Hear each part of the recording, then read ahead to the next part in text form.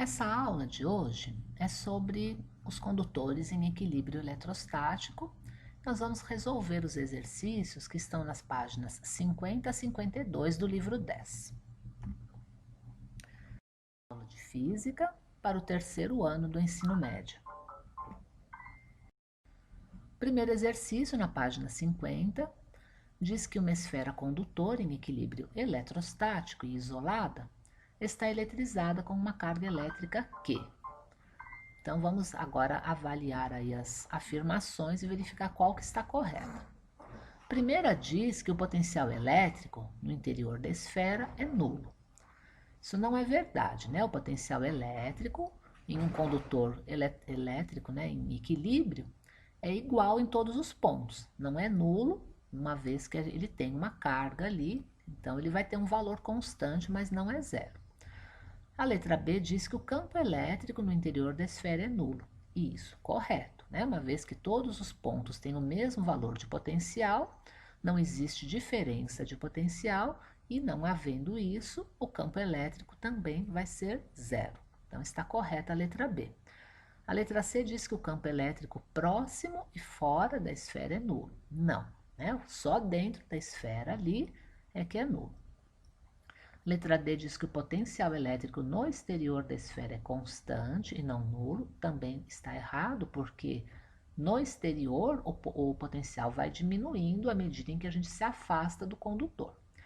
E a letra E diz que o campo elétrico é nulo apenas no centro da esfera e não. Ele é nulo em todos os pontos no interior da esfera.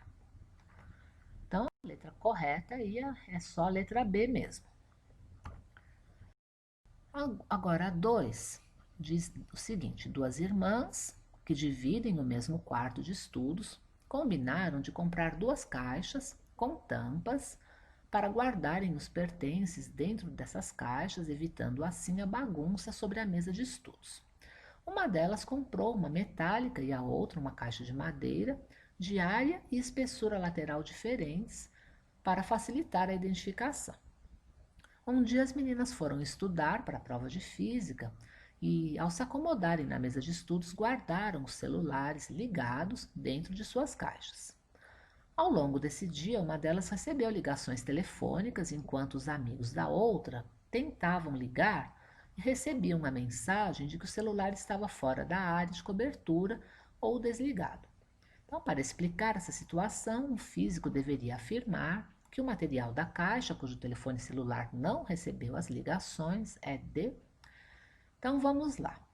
A situação aqui, para a gente compreender, né, o que pode ter acontecido, a gente precisa saber que uma onda eletromagnética, ela vai provocar em um meio, né, no qual ela se propaga, uma variação de campos elétricos e magnéticos.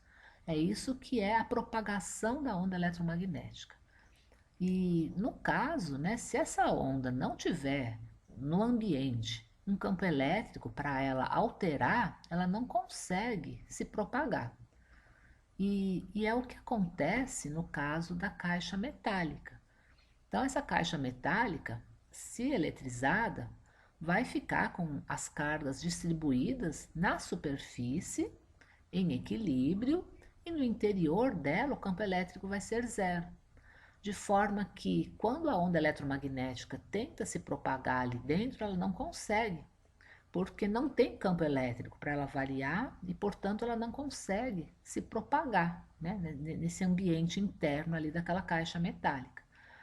Então, assim, para responder, né, para entender o que a gente tem que fazer nessa questão, a gente precisa desse conhecimento. E aí, no caso, né, a afirmação que está dizendo isso é a letra B, que fala que é a caixa metálica e que o telefone não funcionava devido à blindagem eletrostática que o metal proporcionava. Então, letra B aí é que é. O exercício 3, já na página 51, pede para a gente considerar as afirmações a seguir. Número 1. Em um condutor isolado em equilíbrio eletrostático, o campo elétrico em qualquer ponto interno ao condutor é nulo. E a segunda diz que em um condutor isolado, em equilíbrio eletrostático, o potencial elétrico em qualquer ponto interno ao condutor é nulo. Então vamos lembrar aqui qual que é nulo, né? Então nós vimos que o potencial no condutor, ele é constante em todos os pontos, né? Dentro, na superfície, são todos o mesmo valor de potencial. O que é zero é o campo elétrico. Então, o campo elétrico, como a gente pode observar aqui nesse gráfico da direita, ele não tem nenhum valor, ele é zero, ele começa a ter um valor ali no ponto mais próximo, ali o ponto externo mais próximo ali do condutor, e aí ele vai decaindo à medida em que a gente se afasta desse condutor eletrizado. O potencial também vai decaindo à medida em que a gente se afasta, só que ele tem um valor constante em seu interior. Então, voltando aqui, né, o que é zero é o campo elétrico, né, o potencial é constante. Então, a primeira está correta, a segunda está errada.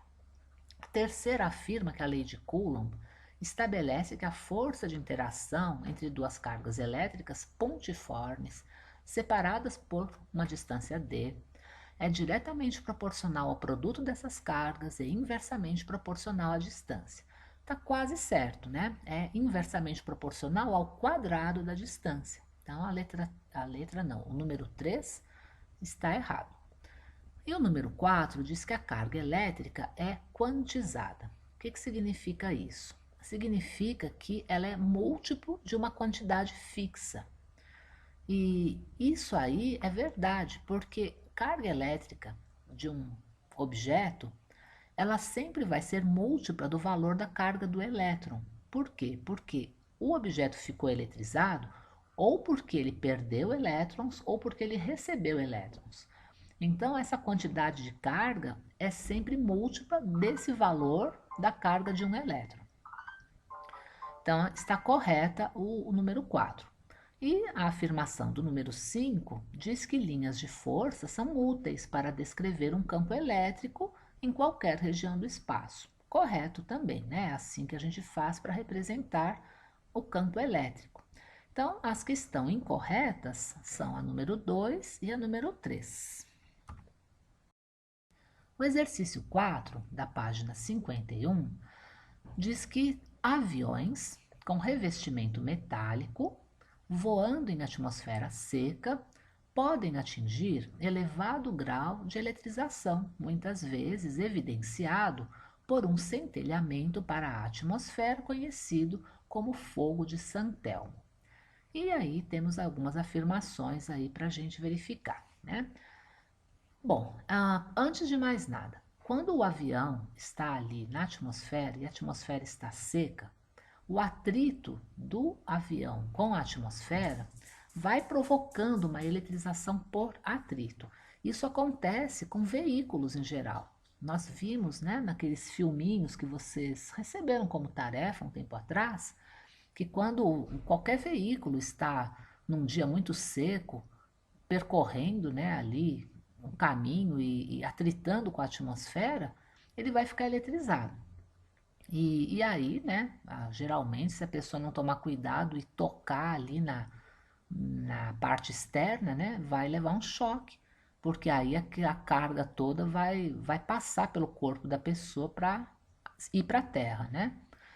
E então é isso que acontece com o avião. Ele vai ficando eletrizado, ele é um condutor metálico, essa carga toda vai ficando espalhada pela superfície do avião e vai entrando em equilíbrio eletrostático ali, né? Enquanto está ali voando. Bom, vamos ver o que fala aqui a primeira. Diz que a eletrização do revestimento se dá por indução. Então está errado, né? O processo de eletrização por indução, ele precisa que o objeto seja aproximado de um que já está eletrizado, ocorra ali uma separação de cargas e depois esse objeto precisa ser aterrado para trocar cargas com a terra e aí sim é que ele ficaria eletrizado. Então não é nada disso que está acontecendo com o avião aí no caso. O número 2 diz que o campo elétrico no interior do avião, causado pela eletrização do revestimento, é nulo. ok, né? O campo elétrico realmente no interior do avião é nulo, é o que a gente acabou de estudar, né? O 4 diz que a eletrização poderia ser evitada se o avião fosse revestido com material isolante. Então veja bem, nós vimos vários exemplos de eletrização de materiais que eram isolantes, como réguas de plástico, canudinho, né? Qualquer material pode ser eletrizado. A diferença entre um material que é isolante e um condutor é que no condutor, essa carga que foi recebida, né, pela eletrização, vai se movimentar ali por ele e vai chegar numa situação de equilíbrio. Agora, o material que é plástico ou material isolante, essa carga vai ficar acumulada no lugar onde foi o atrito, né? Onde ela recebeu ali, né?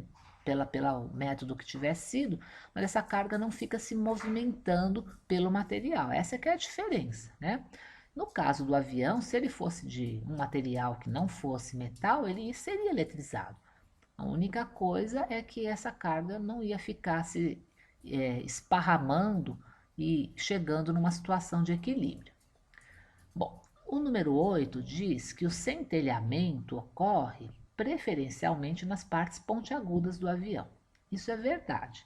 Então, nós vimos, né, que se o condutor tem algumas regiões pontudas, no momento em que as cargas se espalham por ele, né, se repelindo ali, elas vão se acumular em algumas regiões pontudas, mas vão atingir ali o equilíbrio, cada uma, né, em sua posição, mas essas regiões pontudas vão ter sim um acúmulo de cargas, pelo fato, né, da densidade ali de cargas ser maior, né, nessas pontas, e é ali que vai haver uma diferença de potencial maior que vai propiciar haver um centelhamento, que seriam aquelas faíscas, né?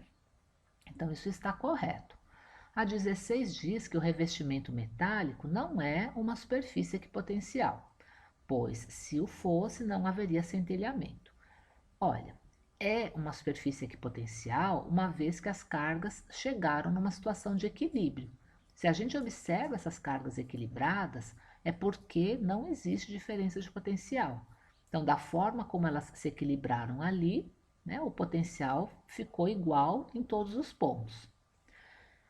E a 32 diz que dois pontos quaisquer no interior do avião estão ao mesmo potencial, desde que não haja outras fontes de campo elétrico. Então, né, de fato, estão os pontos todos no mesmo valor de potencial. Então, a gente vê aqui que a número 2, 8 e 32 é que eram as afirmações corretas. Agora, o número 5 diz que tem a seguinte experiência aqui. Um cientista construiu uma grande gaiola metálica, isolou-a da terra e entrou nela. Seu ajudante, então, eletrizou a gaiola, transferindo-lhe grande carga.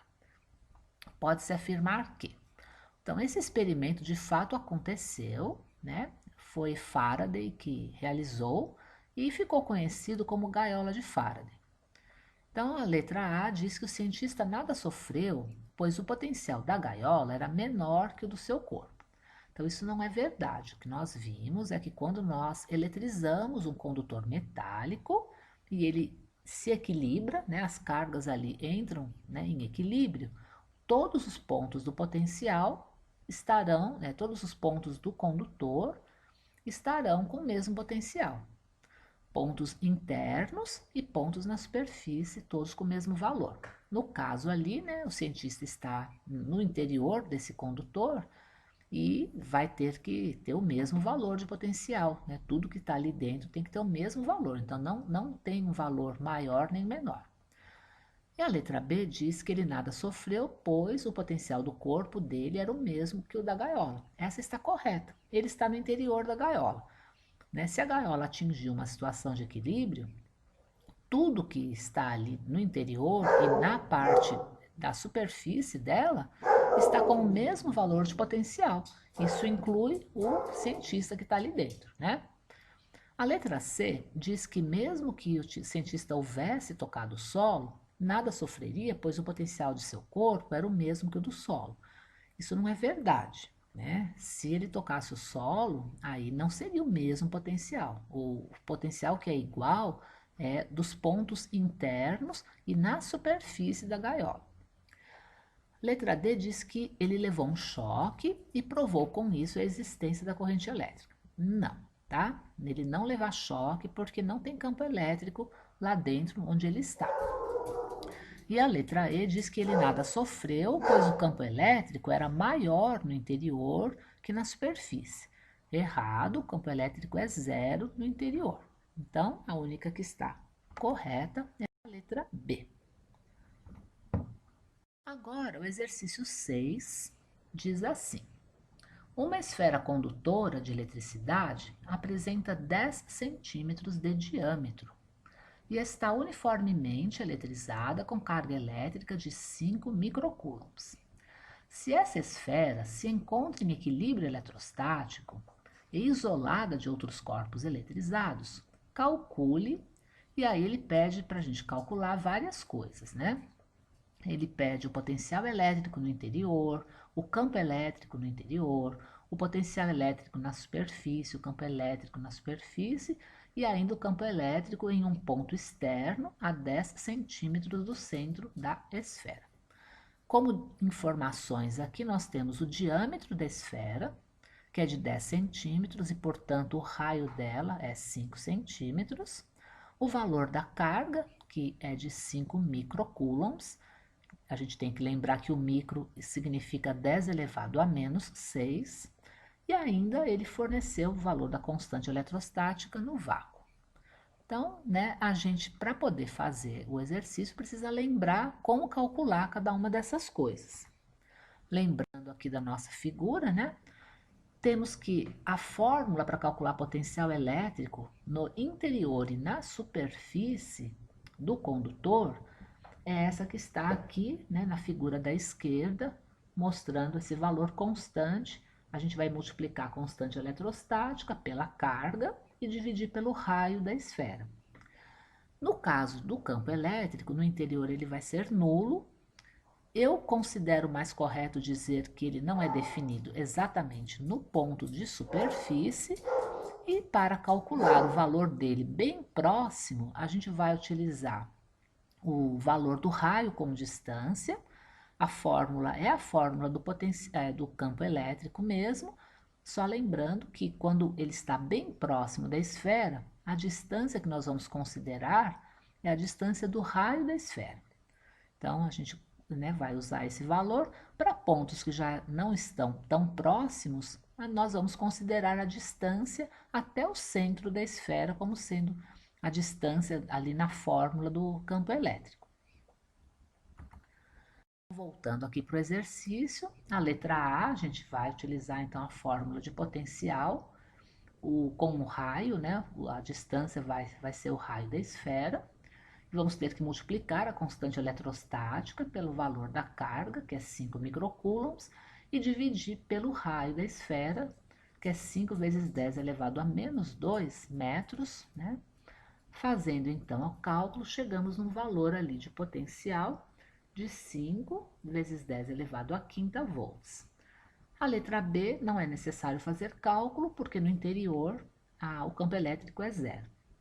Na letra C, o potencial na superfície é o mesmo valor do potencial no interior.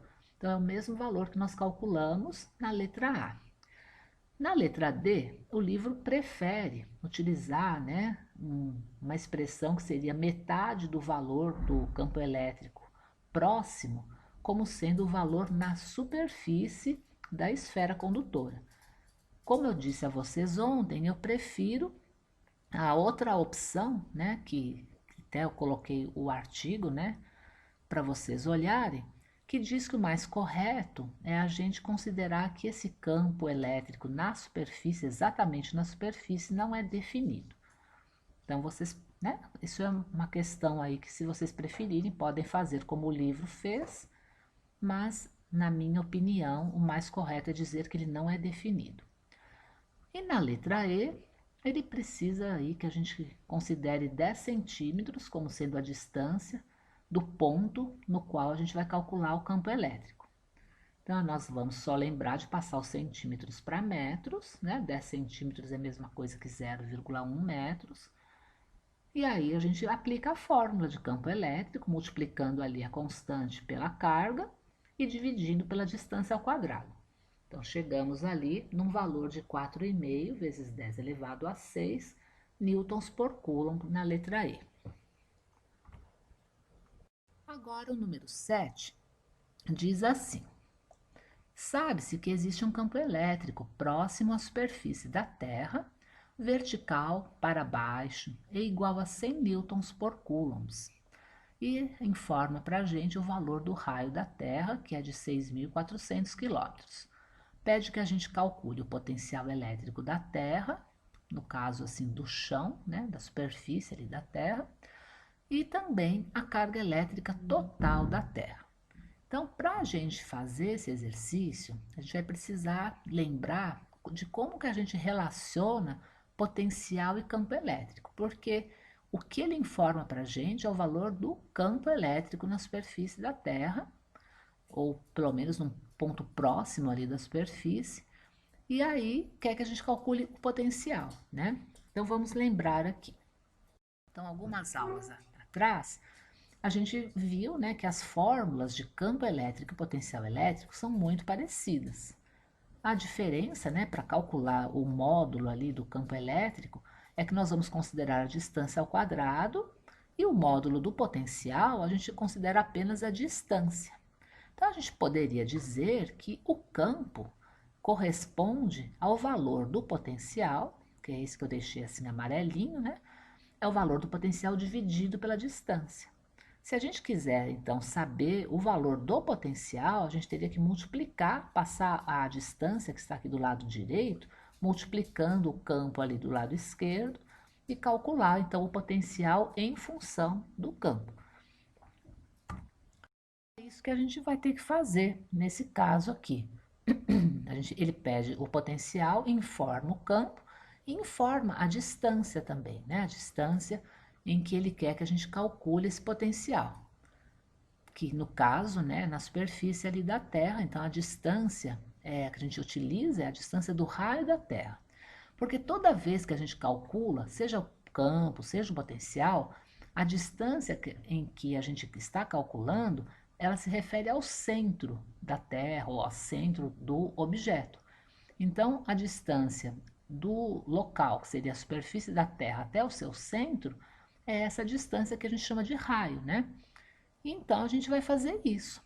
Para calcular o potencial, a gente vai multiplicar o valor do campo pelo valor do raio, e esse valor do raio precisa estar em metros. Então, vai ficar ali 6.400.000 metros de distância vezes o valor de 100 newtons por coulomb, que é o valor que ele informou ali, que era o campo elétrico.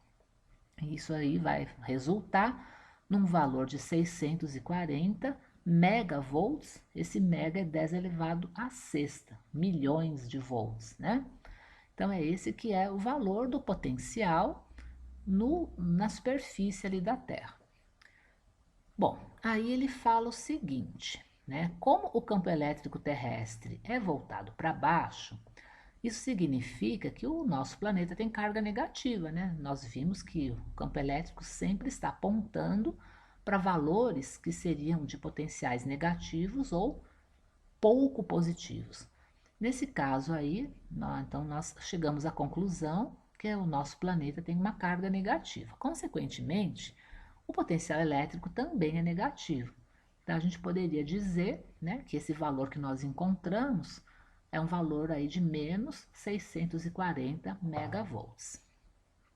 Para determinar a carga elétrica total da Terra, a gente pode voltar à nossa expressão de calcular campo elétrico, substituir o valor do campo, o valor do raio, da constante e isolar o valor de Q, que é a carga, e descobrir o valor dela.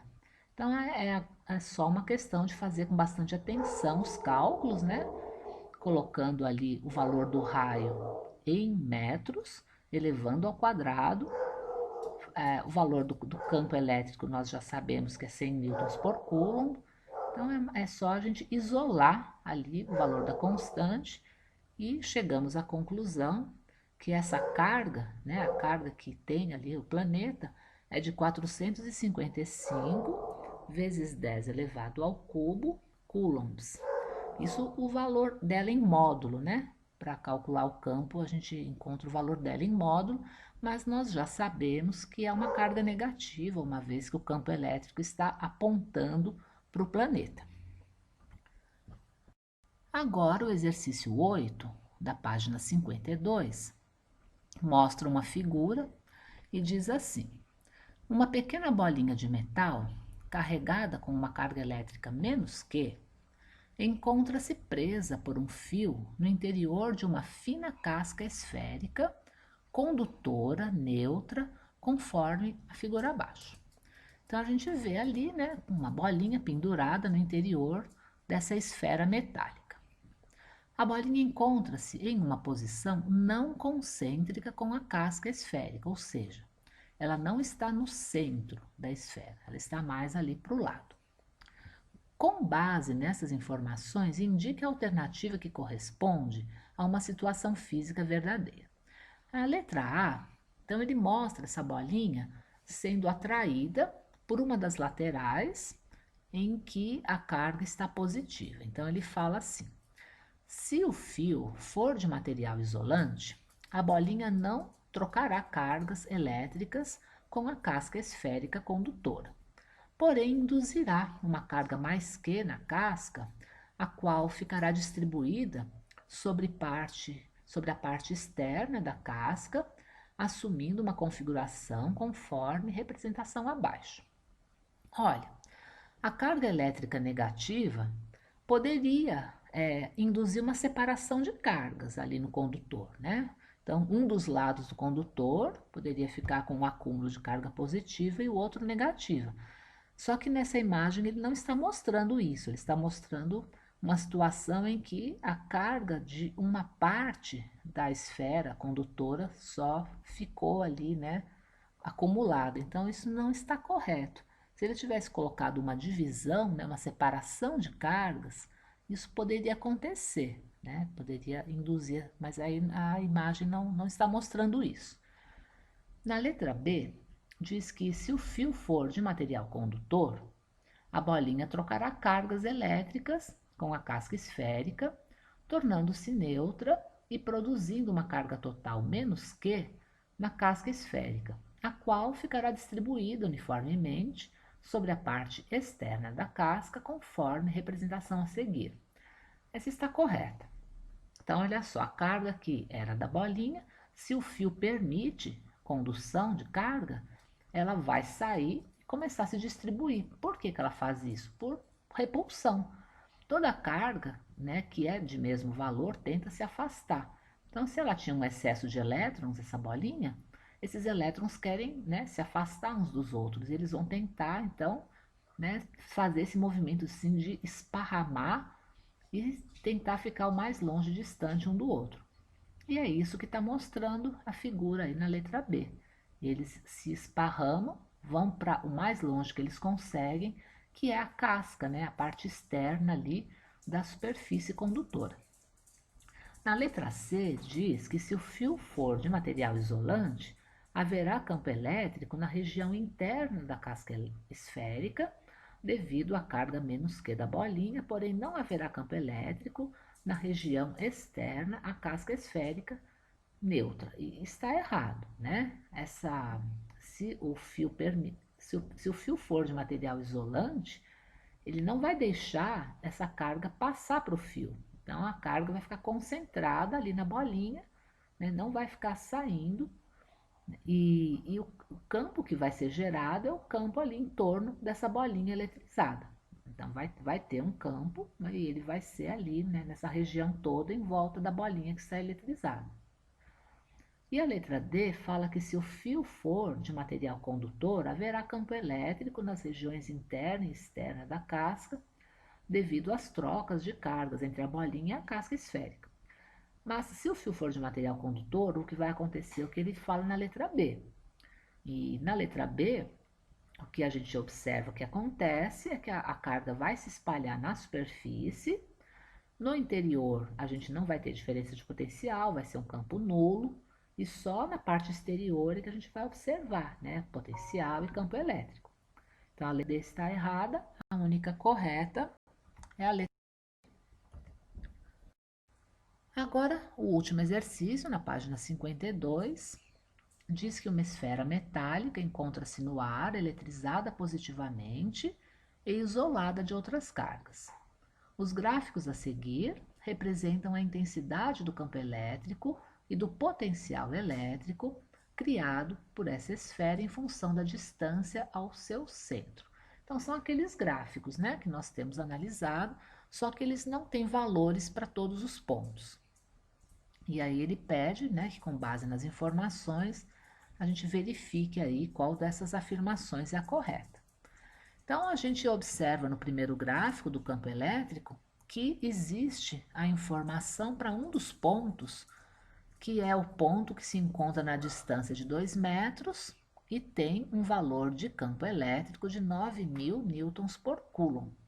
Então, nós temos essa informação. E, né, aí depois, o que ele fala aqui? Ele diz que a carga elétrica do condutor é de 4,5 vezes 10 elevado a menos 6 coulombs. Para a gente descobrir se isso é verdade, a gente vai precisar usar essa única informação completa que nós temos, que é o valor do campo na distância de 2 metros. Com isso, a gente vai poder verificar se é verdade que a carga tem esse valor, né? Então, vamos ver aqui. Primeira coisa que ele faz, então, né, é considerar esse campo de 9.000 newtons por coulomb na distância de 2 metros. Fazendo a substituição desses valores na fórmula de campo elétrico, nós vamos conseguir descobrir o valor da carga, né? Vamos isolar o valor da carga e descobrimos que é de 4 vezes 10 elevado a menos 6 coulombs. Ou seja, não é correto, né, o valor que ele disse ali na afirmação A. Aí ele diz na afirmação B que o potencial elétrico no interior do condutor é nulo. Pelo gráfico, a gente já vê que não é, né? É um valor constante, mas não é nulo. E aí, a terceira afirmação diz que o potencial elétrico tem o valor de 3,6 vezes 10 elevado à quarta volts. Para a gente conferir, né, se é correto isso daí, a gente vai usar o valor que nós já descobrimos, que é o valor da carga, aplicar essa carga na fórmula que nós temos de calcular o potencial e, né, então a gente vai ter que multiplicar essa carga pela constante e dividir pelo raio. E quando fazemos esse cálculo, nós chegamos realmente no valor ali de 3,6 vezes 10 elevado à quarta volts, né, que é o valor correto então. Então, a letra C que é a correta.